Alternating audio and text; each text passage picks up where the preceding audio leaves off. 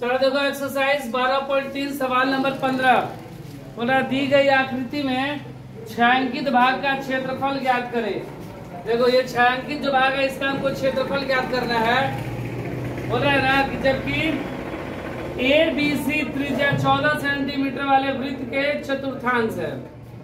ये वृत्त का चतुर्थांश है, कौन सा? यहाँ तक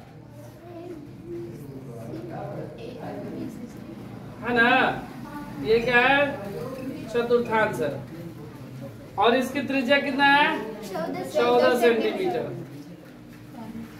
ठीक है, अगर ये वृत्त की त्रिज्या, ठीक है, ये वृत्त की त्रिज्या 14 सेंटीमीटर, तो ये भी कितना? 14 सेंटीमीटर। ठीक है, बीसी को व्यास मानकर, ये बीसी को हम लोग क्या मान लिया है?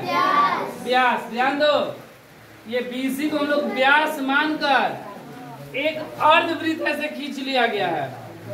तो छायांकित भाग का क्षेत्रफल ज्ञात करना है। तो देखो इसके लिए हम लोग क्या करेंगे कि पहले इस अर्धवृत्त का क्षेत्रफल निकालेंगे। ठीक है, कैसे निकालेंगे? अर्धवृत्त का क्षेत्रफल। तो अर्धवृत्त का क्षेत्रफल अगर निकालते हैं तो उसमें ये भी भाग शामिल हो जाएगा ना, ये भाग, क्योंकि अर्धवृत्त में ये भी है, ये व्यास हो गया। तो अर्धवृत्त का क्षेत्रफल निकालकर ये जो भाग है इसको हम लोग क्या कर देंगे? हटा देंगे। लेकिन ये भाग जो है वो क्या है? वृत्तखंड है। क्या है? तो ये वृत्तखंड है ना, तो वृत्तखंड का क्षेत्रफल निकाल के और अर्धवृत्त के क्षेत्रफल में से घटा देंगे। तो वृत्तखंड के लिए क्षेत्रफल के लिए थीटा का मान 90 डिग्री हमको पहले से पता है यहाँ पर, है ना, और त्रिज्या 14 सेंटीमीटर पता है। लेकिन अर्धवृत्त का क्षेत्रफल निकालने के लिए हमको क्या चाहिए? त्रिज्या। और बोला गया कि अर्धवृत्त के क्षेत्रफल के लिए जो त्रिज्या अगर चाहिए तो बीसी इसका क्या हो जाएगा? व्यास। बीसी क्या हो जाएगा? तो सबसे पहले लोग बीसी का मान निकालेंगे कि बीसी का मान क्या है। तो उसके लिए देखो ए बी सी एक समकोण त्रिभुज हुआ, 90 डिग्री है तो समकोण त्रिभुज ना, तो ये आधार हो गया, ये लंब हो गया। तो कर्ण का मान निकाल लेंगे। जो कर्ण का मान आएगा वो अर्धवृत्त के लिए क्या बन जाएगा? व्यास। जब व्यास पता हो जाएगा तो त्रिज्या निकल जाएगा। तो देखो त्रिभुज ए बी सी में समकोण त्रिभुज ए बी सी में, ठीक है, कर्ण स्क्वायर बराबर लंब स्क्वायर प्लस आधार स्क्वायर। कर्ण का मान कितना? बीसी। लंब कितना? AB। और आधार AC। तो BC स्क्वायर बराबर AB 14 का स्क्वायर, AC BC 14 का स्क्वायर 198, यही ना। BC स्क्वायर जोड़ देंगे, 6 6 12 का 2, 9 2 18 को 9 इसका 9 हासिल 1 1 2 1 3, 392। BC बराबर रूट का 392। इसको हम लोग लिख सकते हैं 2 गुणे 14 गुणे 14। ठीक है, गुणनखंड करेंगे तो 2 को 14 के लिए 1 14 निकल गया, तो 14 रूट 2 सेंटीमीटर। ये क्या हो गया? BC का मान, जो कि अर्धवृत्त का क्या हो गया? व्यास। इसलिए अर्धवृत्त का व्यास बराबर 14 रूट 2 सेंटीमीटर। तो त्रिज्या क्या हो जाएगा? व्यास बटा में 2, तो 14 रूट 2 बटा में 2 कट गया 7 रूट 2 सेंटीमीटर त्रिज्या आर का मान आ गया आर का मान। अब हम लोग क्या चीज का क्षेत्रफल निकाल ले? ये वृत्तखंड का क्षेत्रफल। ठीक है, वृत्तखंड का क्षेत्रफल। तो देखो वृत्तखंड के लिए थीटा बराबर और आर बराबर 14 सेंटीमीटर। ये त्रिज्या है किसके लिए? अर्धवृत्त के लिए। और ये इस वृत्तखंड के लिए। तो वृत्तखंड का क्षेत्रफल बराबर क्षेत्रफल बराबर क्या हो जाएगा, पाई आर स्क्वायर थीटा बटा में minus R square sine theta बटा में 2 इंटू कॉस थीटा बटा में 2। यही ना होता है।